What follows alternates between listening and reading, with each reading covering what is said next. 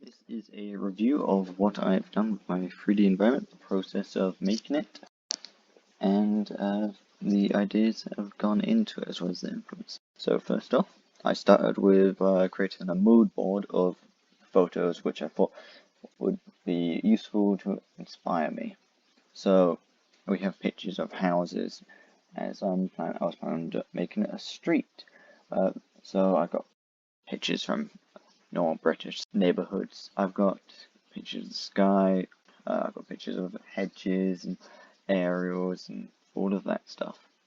This was to help inform me on what I wanted to make. Right, so this is a white box version of the street which I plan to make. This was just a simple 3D model to give me an idea of what it would look like. So I plan to have a row of houses on each side, a road up the middle, hedges, as well as an end of the road up here. This was just to give me an idea of what I wanted to make. So next up we have the actual developments of the models. So here we have a simple box for the house. You can see I've made indents and extruded in some areas using tools in Maya to make the windows and doors. Here we have the textured version of the house.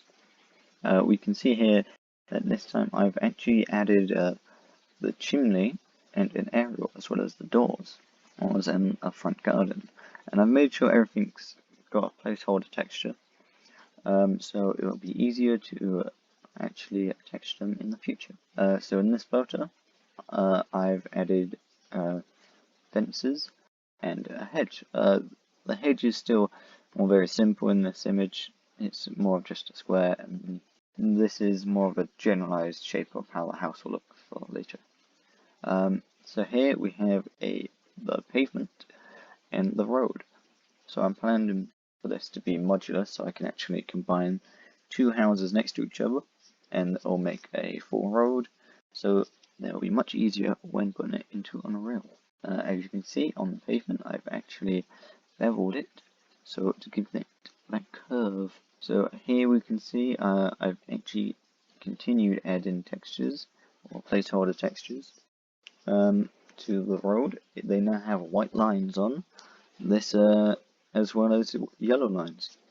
So to do this, I've actually UV mapped them, so they'll actually be separate from the rest of it. This actually allows me to make each of the stripes exactly the same, as well as UV mapping yellow line. So I've also beveled the hedge. I beveled one of them, and then I reversed the model and placed it on the other side. So here's an example of where I have actually taken the model and I've repeated it using its modular nature to create a actual representation of the street, what it may look like in Unreal. As you can see, everything fits together quite well. So here's that end road that was shown in the white box version. I wanted to try and get one. It was fairly difficult since curves can be a bit of a difficulty. However, it wasn't too bad to make. So this was going to go on the end of the road, and then here we have in Unreal. So this is a photo from Unreal in the unlit state. As you can see, everything's in. I've added custom terrain to the end of the road, and as you can see, the actual end of the road there is in fact has a graphical error which caused its geometry to bug out a bit. However, moving on, here is the image of the street again from another angle. The street is still empty at this point, it's another angle. And then we have a photo.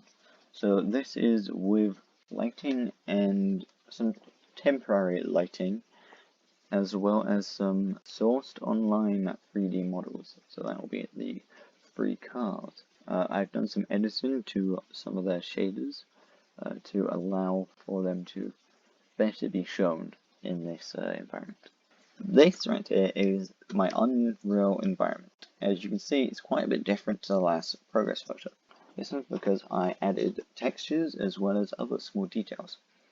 So first of all, the textures, I'll give you a nice look around. So as you can see, just about everything has a texture. Everything has a texture.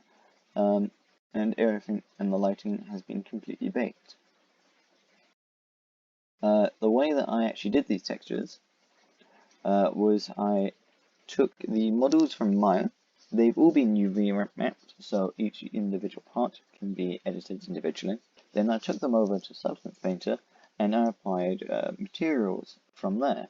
Some of the materials I sourced from the internet, such as the doors, and others I created myself, such as the pavement and the yellow lines and the actual asphalt road themselves.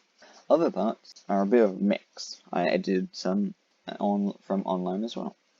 Other than that, I also added in more content.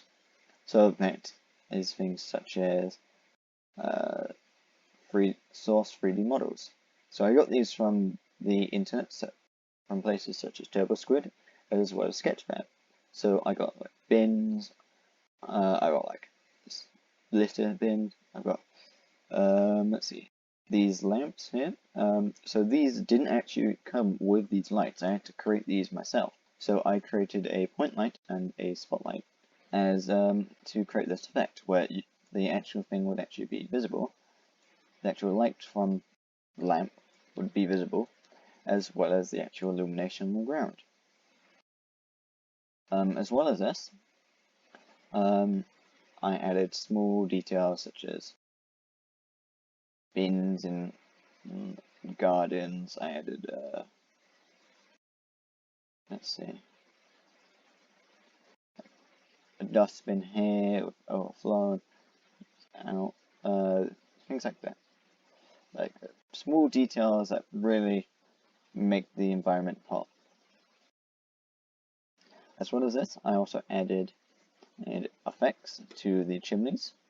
So these are just simple smoke effects, which make it look real nice. So I will now show you in engine what it looks like. But before that, I will quickly just show off this. So I actually use for the grass, I actually use a Megascans pack to create it. I used it as the base, and then I use the modes up here, and went down to foliage, clicked foliage. I could then choose what I wanted and chose single, and then that allowed me to just place grass wherever I wanted, which is a very nice feature and allows me to easily place grass down. However, this does mean it's quite a bit of it's quite a large file storage. So this is the in-engine. As you can see, everything looks pretty nice. You can actually see the reflections in the windows. So this is actually largely because I included a reflection effect that's inbuilt with the Unreal Engine. However, you actually have to apply the effect onto materials, which I've done using the material editor within Unreal. As well as this, you'll notice things such as down here, you can see very faintly the exhaust as well. You should be able to hear the effect from the car.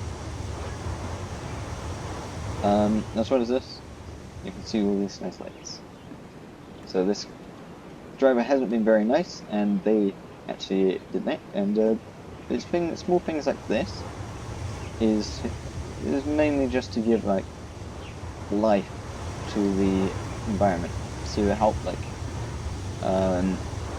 break up the continuous like, oh, it's exactly the same. Although when I actually started, I wanted it to be very similar, and I think I actually achieved that. However, I also wanted to differentiate it a small bit from itself, and I think I've done that quite well. So yeah, this is the review of the thing, and I will now do a overall review. Alright, so I thought I would do my last bit of the review as a just showing off the hero photo bit. So yeah, this is the hero photo. As you can see, I've got the car. I've got it in between the fences. I wanted to do this because I believe it's like a rule of thirds. It's directly in the middle. We've got the fences on both sides, leading lines that lead up to the car, basically in the middle. We've got a lamp there that shines brightly, gives a mood of the lighting. We've got effects in the background from the houses. We've got reflections as well as this, and we've got some exhaust from the car itself. And I thought that this was just a really good shot. So now on to the actual final review. So in reference to my overall vision, I wanted to create a suburban neighborhood style street that you would see when you just walked out down the street in a normal town in England. Something that was easily recognizable, like you'd just go, oh, there's a street like that. And I think in reference to my my map, I did pretty well on that. I definitely think the models, despite how simple they are quite effective, as most houses aren't that.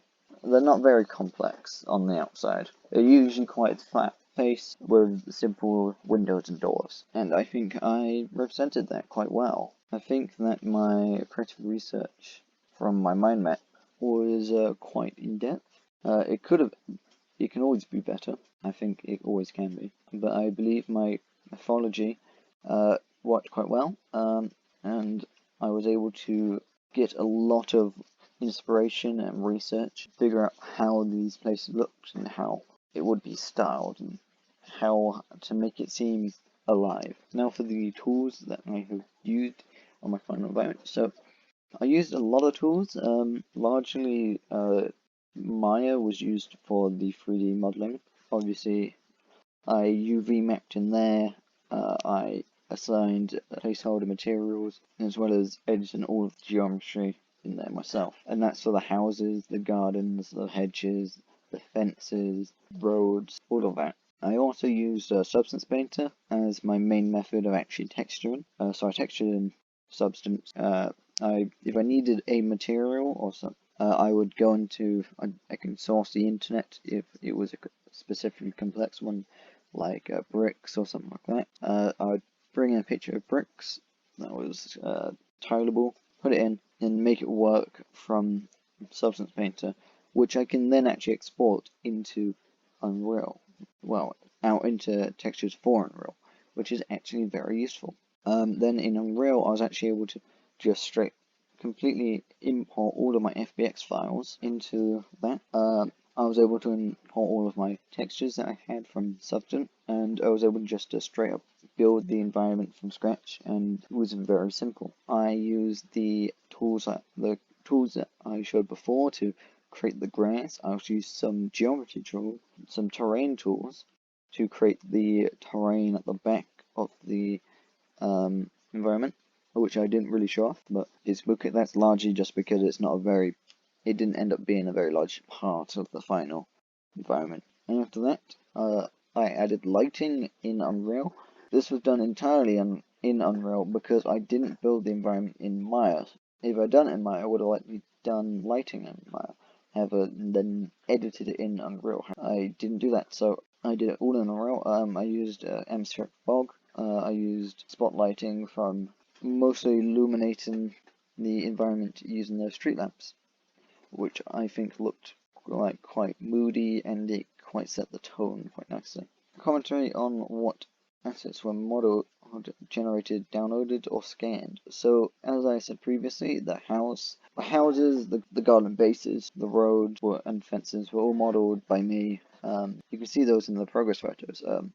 I sourced the cars, the street lamps, and many of the smaller models that we used. So these were things like children's toys, bins, bin bags, and rubbish on the floor, litter, as well as the grass, which was from Megascan, and a lot of the rocks that were used in the background. These came from sites such as Turbo Squid and Sketchcraft, and some from the Epic Game Store. An evaluation of the aesthetic and technical choices that you made in the scene. So I think the aesthetic choices work quite well. It's not hyper realistic, however, it is semi realistic. The low poly houses bring it down a bit, I believe. That's largely because of my own modeling abilities. I'm not great with doing detail with buildings and such like that, as well as the fact that I wanted to make them simple so they could be modular, so I could actually repeat them consistently. However, I think that with the added details from some of the models that I sourced online, and I believe that the aesthetic was actually very nice. I believe that my technical abilities were used quite well, and that I used the appropriate tools in Unreal Mine Substance Painter. However, I would say that some of my choices may have led to the file size of the environment in its entirety to become rather large, and it is something that I would have to work on with the final size of the file compressed in a zip folder being 11.8 gigabytes for the entire Unreal file alone. This includes the downloaded portions from the Epic Game Store as well as the models that I have downloaded. I could definitely work on for optimization purposes. However, as this is not necessarily a game environment, and it's rather just a it's a environment for a video camera to go around or to take the hero shot. I think it works quite well. So I think that my environment succeeded quite well. I think that unfortunately I did make some changes, that being that I changed the idea of it being constantly the same house. I found out quite early on that it didn't look as good, largely because of the fact that it was just a repeating house and it's repetitive and doesn't very look well done. So I added more stuff into it, which gave it a much more used feel. It seemed like people actually could live there. I also changed the fact that it was, instead of being midday, I changed it to night. This was largely because I saw that the lampposts weren't really being utilized very well by just having them there. They look much better when they're actually lit up. And also, well, I didn't really like the fact that the lighting was just coming straight down, as it didn't really give them any kind of effect. So I think that it being night actually improved the scene quite a bit. However, I would say this was largely due to the overall file size. I made the choice not to include any like city skyline in the background. This was mostly just to save on file size because of it was getting slightly out of hand as it was. I had intended to add it after I had finished the environment in its total as an addition to make the hero photo look even better. However, I found that it just wasn't exactly feasible at the time. I think definitely if I were to do this again, I would definitely work on lowering that file size and also adding more of a background to make it seem like it is within a city. Other than that, I think the lighting did actually go very well, largely because of with each spot you got that little glare from the lights. Anyway, so that has been my video commentary on my environment.